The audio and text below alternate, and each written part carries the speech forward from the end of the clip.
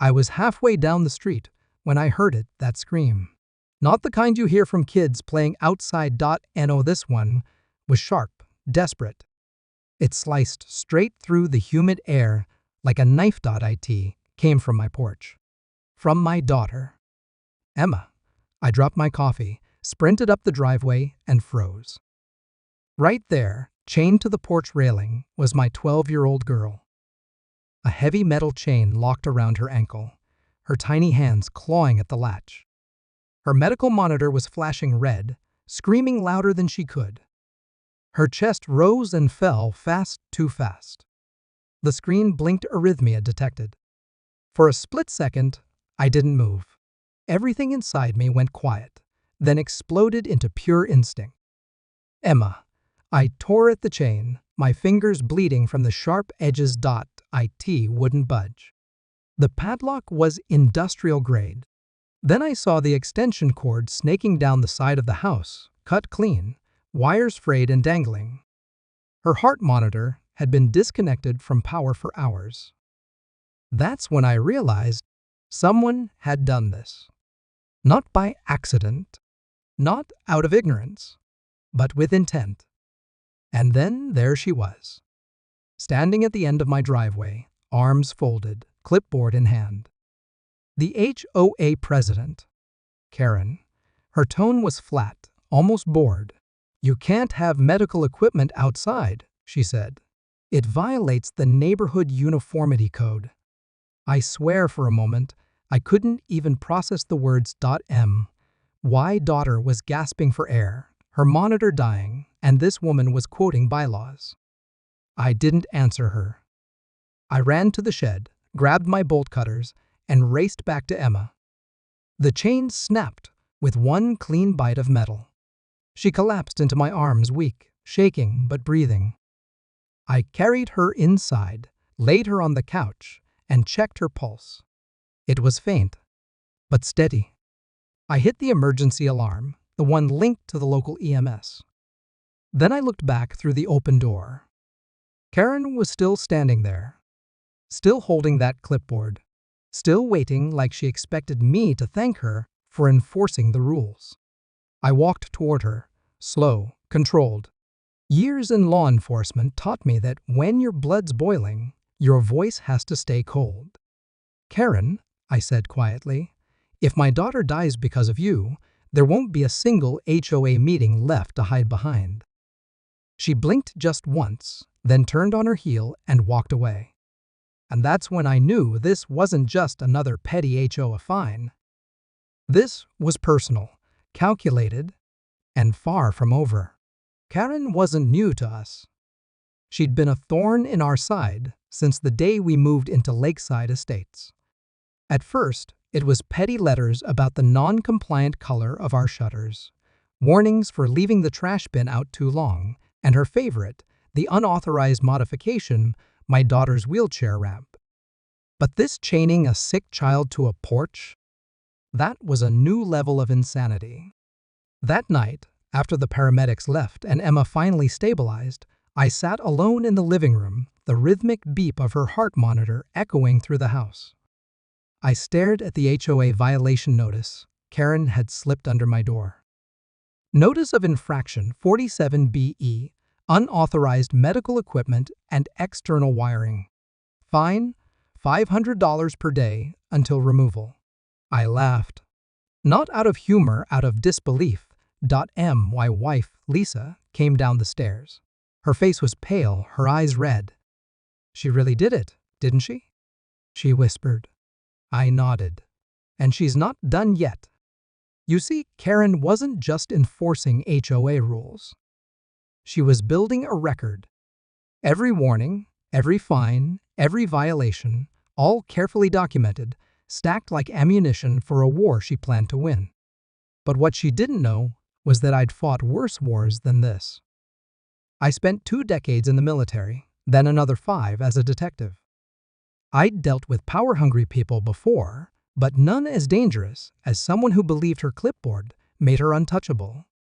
The next morning, I walked to her office, the small converted garage she called the HOA Administrative Center. The blinds were drawn, the smell of air freshener thick enough to choke on. Karen sat behind a desk, covered in files, the HOA charter framed proudly on the wall behind her. She didn't even look up when I walked in. "Mr. Daniels," she said, tapping her pen, "if this is about the violation, I suggest you read Section 12, Paragraph 3B. I placed my hands on the desk, leaned in and said, "This isn't about a paragraph. It's about a human being, my daughter. You nearly killed her." She met my gaze for the first time, and for a moment she smiled. That cold, satisfied smirk told me everything I needed to know. This wasn't a misunderstanding. This was control. Karen thrived on it. The power to dictate, to punish, to make people bend to her will. "You chose to live here," she said. "You chose to be under my rules." I took a slow breath. "Karen, if your rules endanger lives, they're not laws, they're crimes." Her pen paused midair. Then she said something I'll never forget. "Then call the cops, Mr. Daniels. Let's see who they side, with a decorated officer or a homeowners association president enforcing the law." That was when I realized something dark. Karen wasn't afraid of the law. She believed she was the law. And from that moment, I knew if I didn't stop her, she'd destroy more than just my peace. She'd destroy my family. When the house finally fell silent and the paramedics left, the part of me that wore a badge slipped back into place. The father in me wanted to stay glued to Emma's bedside. The cop in me knew the scene would cool fast, evidence would be lost, stories would harden, and a liar with a clipboard would have time to tidy up her tracks. I chose both. I kissed my wife on the forehead, squeezed Emma's small hand, and promised I'd be back. Then I walked out into a neighborhood that suddenly looked like a crime scene runway. The first thing I did was what any good investigator would do. I documented everything. I photographed the chain, the padlock, the scorched wood under Emma's body, the frayed extension cord, the breaker panel with the obvious trip switch. My camera didn't care about how my hands trembled. It recorded truth the way a heartbeat records rhythm. Next, I canvassed. I know the block. 25 years on the force teaches you who cares about their mail and who watches their front porch like a second job. I stopped at Mr. Finley's, who sat on his rocker like he always did. He pointed me to a small, shaky clip he'd taken on his phone, just a minute long, grainy, the kind of footage you'd ignore on a normal day. But this was no normal day. There, walking across our lawn at 2:14 p.m. was Karen. She moved with that practiced, deliberate step I'd seen before, clipboard in hand, head tilted like a judge reading a sentence. She stood by the pillar, checked something as if consulting a list, and then, in the grainy pause that's so often the truth teller, she knelt. You could see the silhouette of a hand at the breaker box. Then the line cuts away. The clip ended too soon, but the image lodged in my skull. I took that clip and I took it seriously. If Karen had been there, if she'd been by the breaker, if she'd had motive and opportunity, then this was no simple HOA overreach. This was tampering. This was criminal. And the only person who could build a case was the one who already knew how to look for the threads. Back at home, I dug. Not through drawers at first, through records. HOA notices, emails, meeting minutes, the pattern of fines laid out like a ledger of obsession. Karen's handwriting appeared on almost every warning we'd received. Each notice was punctuated with the same clipped language: non-compliant, aesthetic violation, immediate remediation required. The tone was consistent, and so was the escalation. When simple warnings didn't work, the fines came quicker, the visits more frequent, the photos more pointed. Nicole focused on Emma. I focused on evidence. She called her contacts at the hospital, checked monitoring logs, and found gaps, exactly the kind of administrative blind spots someone would exploit. I pulled our home security footage. The camera across from our driveway had a 15-minute gap that matched the time Karen's little phone clip captured her at the porch. The footage before and after was intact. Only that slot was missing. That's not coincidence. That's deliberate erasure. Then I started asking questions the HOA wouldn't expect. Who else had keys to the common utility closets? Who had access to the outdoor maintenance schedules? Who had the authority to enter property without consent under the thin guise of community upkeep? The answers came back with more names than I liked: volunteers, committee members, neighbors who'd ceded their right to privacy for the illusion of order. I cross-referenced those names against times Karen had been seen alone at odd hours. A pattern emerged. But patterns don't convict people. Evidence does. So I went to the utility company. It's an ugly business when you pry into the seams of suburbia phone calls that start polite and end with terse refusals. I asked for service logs, for tickets, for records of someone reporting an outage on our block that afternoon. The rep listened, then hesitated. She told me these requests usually needed a subpoena. The cop in me smiled a small, cold smile I'd learned to hide. Subpoena or not, there were other ways to gather truth. I dug into Karen's own footprint. Social media posts, neighborhood gossip boards, the little digital breadcrumbs people leave when they're proud of a petty victory. There it was, a photo of her polishing the HOA plaque, date stamped the week before, with a caption about keeping our neighborhood pristine. Beneath it, a comment praising her dedication from an account that, when I traced it, belonged to someone who'd been on the HOA for years. The network was tight. Too tight. Late that night, I found something else: a receipt for heavy-duty padlocks and a roll of industrial chain purchased in a town 3 miles over 2 days before the incident. The name on the receipt matched the HOA account. It felt like the last piece clicking into place: motive, means, and opportunity aligning in a way that left no room for ordinary explanation. But the best piece of evidence was still missing: a clear, time-stamped recording showing intent. I knew people who dealt in small, cheap cameras, doorbell cams, outdoor motion sensors, things that handed you truth with the simplicity of a timestamp and a file. I placed calls. I acquired a new camera, one that would sit on a neighbor's eaves like an unblinking eye. I set it up to catch anything that might happen again. Because here's what Karen didn't know about me: I don't back down when someone uses power to hurt the powerless. I investigate. I collect. I build a case like a craftsman builds a ship piece by deliberate piece. And as the neighborhood slept, I thought about the day's images: the broken extension cord, the padlock, my daughter's tiny chest rising and falling. There was anger, yes. There was fear, always. But beneath that was something colder, clearer: resolution. Evidence would speak louder than threats. And when it did, Karen's clipboard wouldn't save her. By sunrise, the street looked ordinary again: kids waiting for school buses, sprinklers ticking across manicured lawns, the world pretending nothing had happened. But every smile, every wave, every open garage door felt rehearsed, like a town living under a silent script. That's what the HOA did best. It didn't enforce peace, it performed it.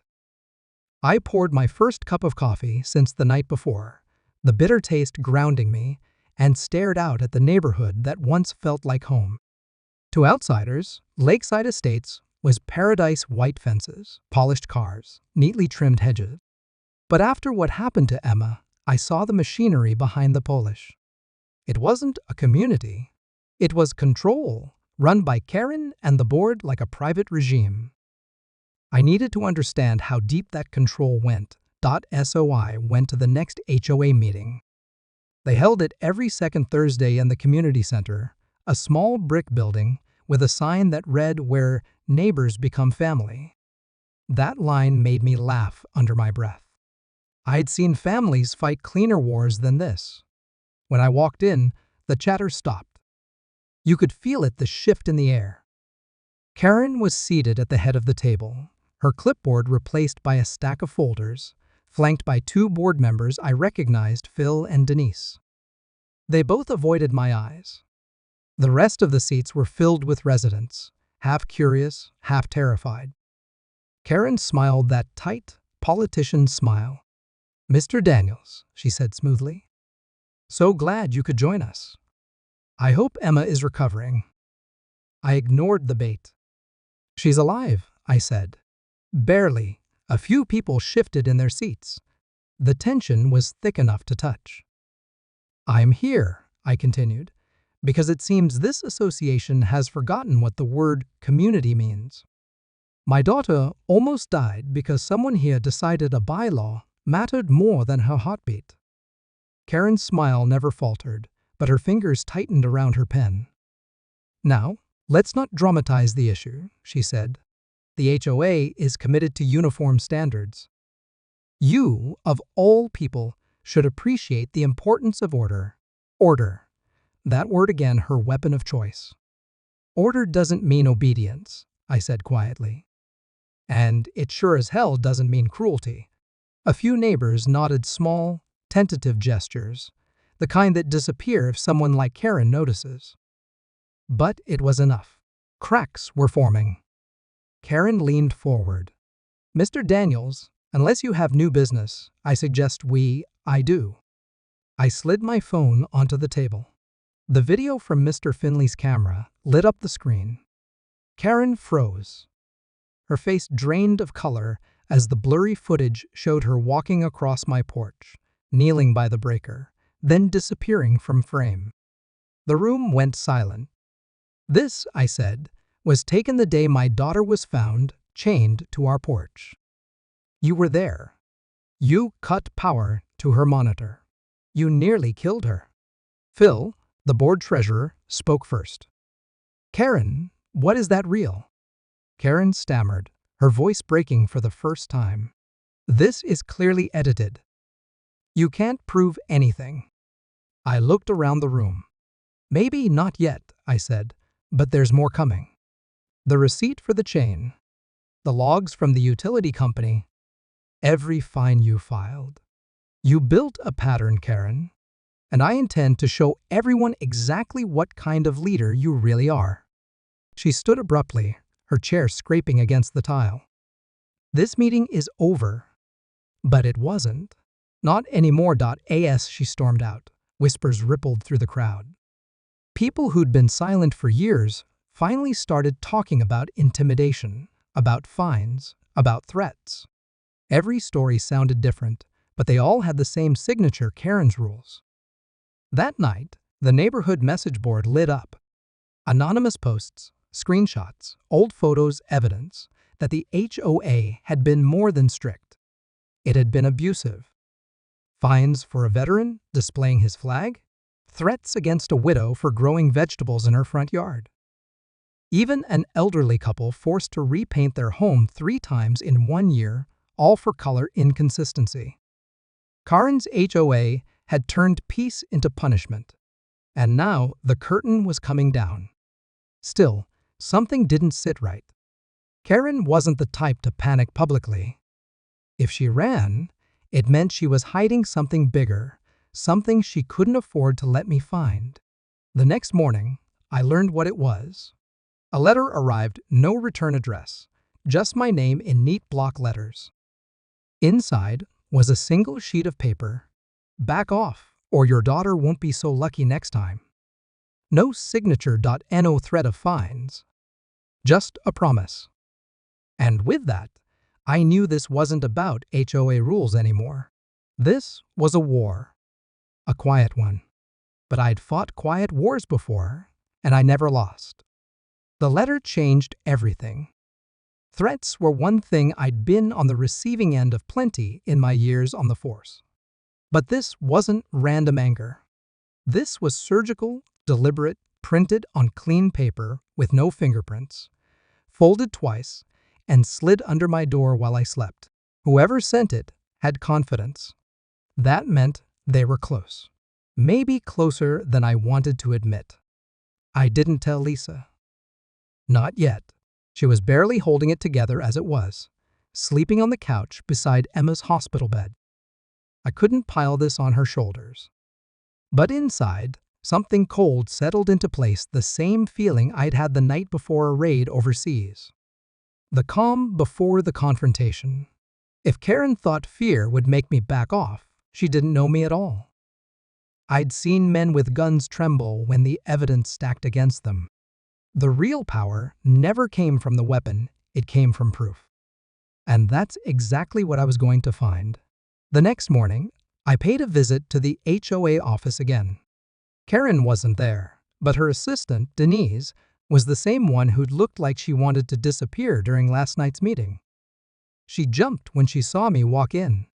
"Denise," I said evenly, "I'm not here to argue. I just need a copy of the HOA's financial reports." "Public records, right?" She hesitated. "We're supposed to keep those confidential until the annual." I cut her off with a small smile. "Then consider this an early audit." Her eyes flicked to the closed door behind her. Then, quietly, she reached under the counter and pulled out a thick binder. "You didn't get this from me." The binder was heavy, about 3 inches thick, filled with printed spreadsheets and scanned receipts. I thanked her and left, keeping my pace casual even though every nerve in my body was burning. I didn't open it until I got home. When I did, the pattern jumped out almost immediately. Thousands in maintenance fees for projects that didn't exist. Payments to companies that had no websites, no offices, no phone numbers. One name appeared again and again, Lakeside Consulting Group. A shell company. And the signature on every approval line, Karen's. I turned the pages slowly, each entry another nail in the coffin of her empire. Landscaping contracts for non-existent lawns. Electrical upgrades billed but never done. Security expenses with no documentation. She had turned the HOA into her personal ATM, siphoning from her neighbors while threatening them with fines to keep them compliant. Then, buried deep in the stack, I found something worse, a document labeled Project Serenity. It wasn't an HOA expense. It was a real estate development proposal plans to rezone part of the neighborhood's lakefront. The signature lines listed Karen's name alongside a developer I recognized from a past investigation, a man who'd lost his license for bribing local zoning officials. The dates matched perfectly. Karen hadn't just been enforcing rules. She'd been preparing to sell off part of the community, our homes under the radar. But that wasn't even the worst of it. Attached to the proposal was a list names of non-compliant homeowners marked for selective enforcement. At the top of that list was mine. Right below mine, Daniels. Emma medical exemption denied. My stomach twisted. This wasn't random harassment. She had targeted us from day one.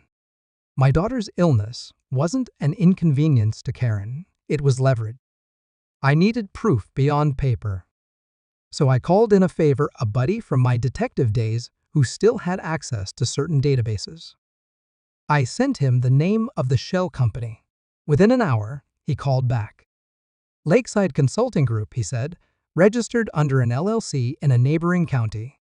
Primary contact listed as Karen Hollis. Guess who the secondary signer is? Who? He hesitated. Your HOA treasurer, Phil. That explained why he'd gone quiet during the meeting. They weren't just board members, they were partners in fraud. I hung up and stared out the window at the lake, the same lake they'd been planning to sell off. My reflection stared back, calm but determined. If I was going to take them down, I couldn't rely on the system they'd built. I had to dismantle it from the inside. That meant one thing: infiltration. I spent the next few days quietly attending every public HOA event, gardening workshops, community cookouts, even the ridiculous fence color compliance seminar Karen hosted online. I took notes, watched who talked to whom, who flinched when Karen's name came up.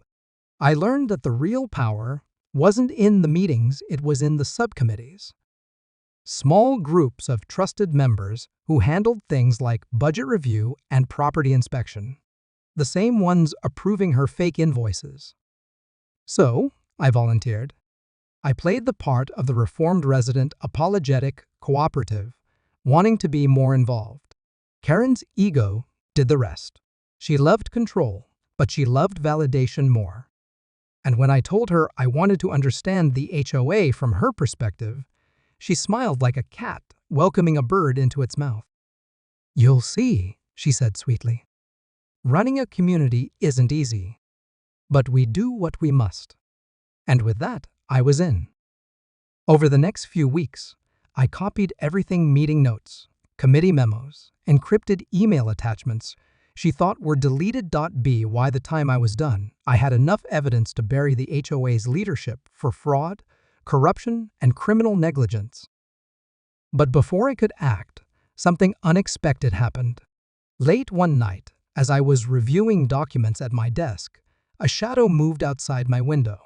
I turned slow, silent. The porch light flicked on. There, taped to my door, was another note.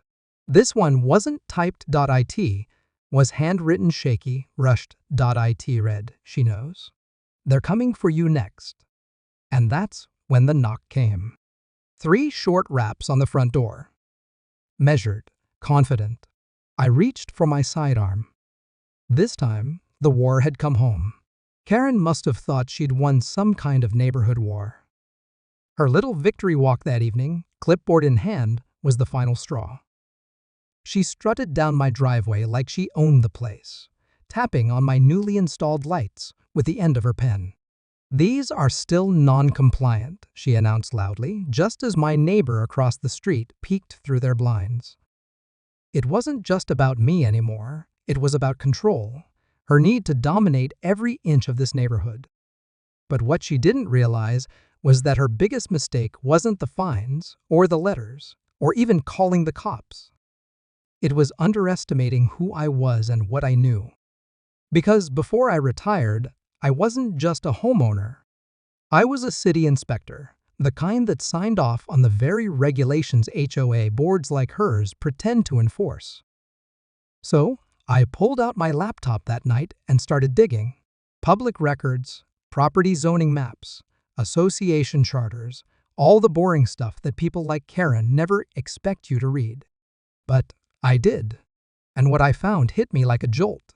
This so-called HOA hadn't updated their charter in over 15 years.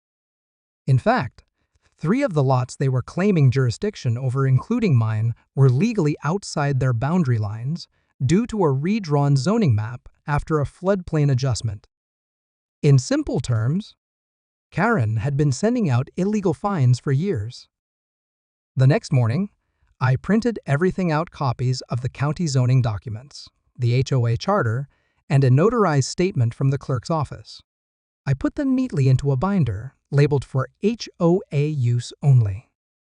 That Saturday, when Karen showed up again with her little entourage clipboard crew in tow, I was ready. She started her speech before even setting foot on my driveway. "You've ignored repeated notices, sir. The board has voted to escalate." "Actually," I interrupted, handing her the binder, "you might want to take a look at page 3 before you keep talking." She frowned, flipping through, her confidence flickering for the first time. Her eyes darted back and forth between the papers, then up to me. "Where did you get these?" she demanded. "Public record," I replied calmly. "Seems your HOA doesn't legally govern this property. In fact, you've been collecting fines from several residents outside your jurisdiction. That's a serious issue." The color drained from her face. The clipboard trembled just slightly in her hand. I didn't yell. I didn't threaten. I just stood there, quiet, watching the gears turn in her head. Because sometimes silence is more powerful than shouting, especially when the truth is louder than anything else. That's when she realized this wasn't about my fence, or my truck, or the lights. This was about her authority, crumbling in front of everyone. And for the first time since she'd moved into this neighborhood, Karen didn't have a single word to say. Word about what happened on my driveway spread through Lakeside Estates faster than wildfire. By the end of the weekend, 3 neighbors had already come by to check in, though, let's be honest, they were really there for the gossip. Everyone had a story about Karen, the woman who fined a family for hanging Christmas lights too early, the guy who got written up because his garbage can was visible for 15 minutes after pickup, and now, the woman who'd just been caught enforcing HOA rules she had no legal right to enforce. Monday morning, I expected her to come back swinging maybe another letter, another visit, something, but she didn't. Instead, I got a notice in my mailbox from the HOA board requesting my presence at an emergency meeting that evening. No reason given, just the time and place. Typical. When I walked into that community hall, every pair of eyes turned toward me. Karen sat at the head of the long folding table, a little more pale than usual, clutching a folder like it was a life preserver. The rest of the board members looked uneasy, whispering among themselves. "Mr. Lawson," she began, her voice cracking slightly, "the board would like to discuss your recent actions and the documents you presented." I took a seat across from her, calmly opening my own binder. "You mean the public records that show this HOA has been collecting money from properties it doesn't legally control?" A few board members shifted uncomfortably. One of them, a man named Richard, cleared his throat. "Is that true, Karen?" he asked, glancing her way. Karen shot him a glare. "We've operated under those boundaries for years. It's never been questioned." "That doesn't make it legal," I said quietly, sliding the zoning map toward the table's center. "Page 4, see that shaded area? Everything north of the creek, including my property and 3 others, isn't covered by your charter." "Meaning any fines or dues you've collected from us? That's a violation of county code." The room went silent. You could almost hear the collective heartbeat of the room. Richard picked up the map and frowned. "He's right. I remember when they redrew this area after the flood. Karen, did you ever submit an updated filing?" She stayed silent. Her jaw tightened. I leaned back, letting the silence hang. "Now, I don't intend to cause trouble. I just want what's fair, not just for me, but for everyone who's been wrongly fined or bullied by this HOA. You might want to audit your records before the county does." The board members exchanged uneasy looks. Then, Richard stood up. "I think we've seen enough. Karen, we'll need to review all recent enforcement actions." Karen opened her mouth to argue, but no words came. She gathered her folder, stood abruptly, and walked out her heels, clicking down the hallway like the sound of defeat. I didn't say a word. I just gathered my papers and left. Outside, a few neighbors were waiting, curious, hopeful. One of them, an older lady named Mrs. Alvarez, smiled and said, "You finally did what we've all been too scared to do." I smiled back. Sometimes, all it takes is knowing the rules better than the person misusing them. That night, I sat on my porch, coffee in hand, looking out over the quiet street. For the first time in months, it actually felt like home again. No letters. No threats. Just peace. But something told me Karen wasn't done yet. People like her never walk away quietly. Karen didn't stay quiet for long. A week after the board meeting, I noticed a small group of residents gathered near the cul-de-sac, whispering and pointing toward my house. At first, I thought it was just neighborhood gossip, the kind that follows every small victory. But then I saw her. Karen, lurking behind the hedge, clipboard in hand, looking as smug as ever. She had one last card to play. If the board meeting had embarrassed her, she intended to retaliate publicly. That evening, she posted a notice on the HOA bulletin board announcing a special enforcement day, implying that all properties in violation would be subject to fines. My house, of course, was highlighted, but Karen didn't know I had already prepared for this. I spent the next morning walking through the neighborhood, clipboard in hand. But this time, mine was filled with county codes, HOA, regulations, and notarized records, proving which properties she had no authority over. Every time she tried to approach a neighbor or point out a supposed violation, I calmly explained the legal facts. Actually, I'd say, showing the map, your home is outside the HOA jurisdiction. Her smug smile began to falter. She tried to argue, citing board consensus and community standards, but every time she spoke, I had documentation, proof, and witnesses to counter her. People began to see the cracks in her act, the false authority, the petty intimidation, the manipulation. By mid-afternoon, Karen realized she was losing. The residents she had bullied for years now stood firmly on my side. She tried one last desperate move, demanding a private meeting with the board to assert her emergency powers. But the board, shaken by her previous overreach, refused to meet without legal counsel present. That was the final nail in the coffin. Karen stormed out, leaving behind a trail of crumpled notices and a reputation shattered beyond repair. The HOA would have to restructure, audit its finances, and implement transparent enforcement policies, all under the watchful eyes of the neighborhood she had terrorized. I leaned back in my chair that evening, Emma playing safely on the porch with Nicole watching closely, her heart monitor flashing a steady, reassuring green. The sun dipped below the trees, casting a warm glow over Maple Creek Lane. Peace had finally returned, not through anger or confrontation, but through preparation, evidence, and calm persistence. Karen had underestimated the wrong family. She had assumed fear and compliance would win. Instead, knowledge, vigilance, and a refusal to be bullied had rewritten the rules. And from that day forward, the neighborhood was hers to enjoy, not hers to control. In the weeks that followed, the atmosphere on Maple Creek Lane changed completely. The whispers of Karen's tyranny were replaced with laughter, children playing freely, and neighbors finally feeling safe in their own yards. What had once been a neighborhood under silent fear was now a community built on clarity, fairness, and mutual respect. I spent some time speaking with the HOA board, not in anger, but in guidance. We reviewed every fine issued, cross-checked boundaries, and updated the charter to ensure that no one could ever exploit authority like Karen had again. Policies were clarified, enforcement was made transparent, and a system of checks and balances was implemented. Residents were invited to participate in meetings, and a culture of accountability slowly replaced the tension that had hung over the street for years.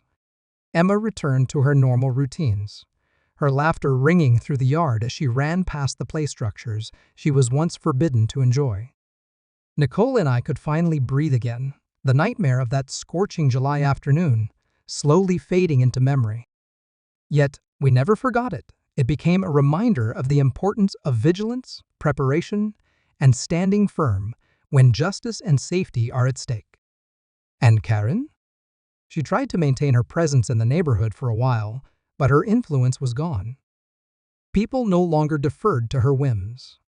Her letters went unanswered, her meetings sparsely attended, and her once intimidating posture shrank under the weight of her own irrelevance. In the end, she became a cautionary tale, a warning about what happens when someone wields authority without accountability.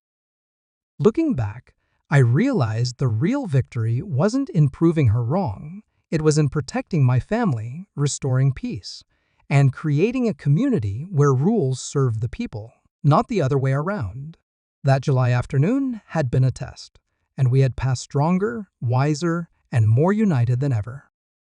Maple Creek Lane had reclaimed its serenity, and for the first time in years, the neighborhood felt like home again.